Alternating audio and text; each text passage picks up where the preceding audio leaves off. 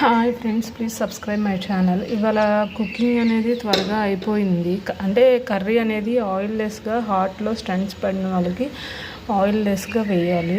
So ఆయిల్లెస్గా వేయడానికి మా మదర్కి కొంచెం డిఫరెన్స్ అవుతుంది, అర్థం కావట్లేదు. సో నేను వెజిటేబుల్స్ కట్ చేసి కుక్ చేసి అంటే ఉడకబెట్టేసి నీళ్ళల్లో అవి నూనె వేసి పొద్దున్నే చేసేసాను.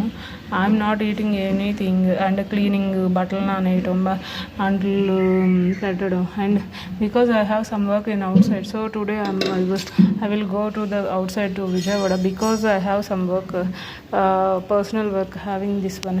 అంటే వచ్చిన తర్వాత చెప్తాను.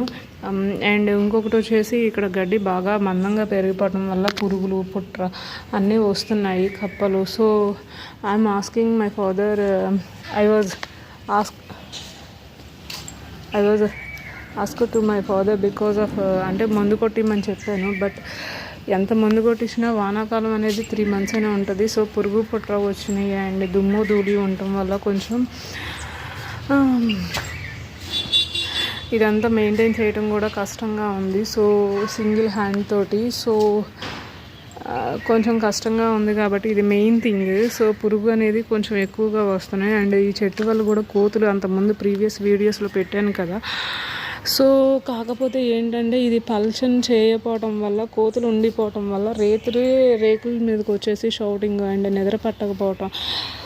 మేబీ బికాజ్ సిద్ధాంతులు చెప్పింది కూడా కరెక్టేనేమో, ఇంకా హెల్త్ ఇష్యూస్ వస్తాయి అమ్మా అని చెప్పారు కదా. Some reasons this one is also belong to that one. So వాళ్ళు ఏం చెప్పారంటే యూ కెన్ గో అవుట్, వేరే చోటకు వెళ్ళి ఏదన్నా మార్పులు ఉంటే కనుక శ్రావణ మాసంలో స్టార్ట్ చేసుకోమని చెప్పారు. So I'm searching for the house. అంటే కొంచెం కొత్తగా ఉండి 1 సంవత్సరం 2 సంవత్సరాలు ఉండేటట్టుగానే ఐఎమ్ సర్చింగ్. బట్ వీళ్ళు ఏంటంటే దూరంగా ఉంటే నీకు వర్క్కి చేయించుకోవాలన్నా దూరంగా ఉంటే కనుక కొంచెం చేయించుకోవాలన్నా ఇబ్బంది అవుతుంది అనే థింక్ పాయింట్ ఆఫ్ వ్యూలో ఉన్నారు. సో అసలు కంప్లీట్గా లీవ్ చేసేసి ఇది రెంట్కి ఇచ్చేసి వెళ్ళిపోదాము అనే థాట్ కూడా ఉంది కొంచెం. సో మా ఫాదర్ ఏంటంటే దూరంగా వద్దు, ఇది ఒకటి ఉంచుకుని ఒకటి రెంట్కి ఇచ్చేద్దాం అనే ఉద్దేశంలో ఉన్నారు.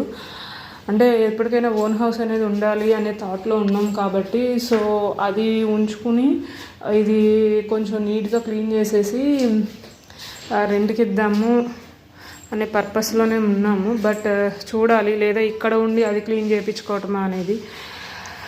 So everything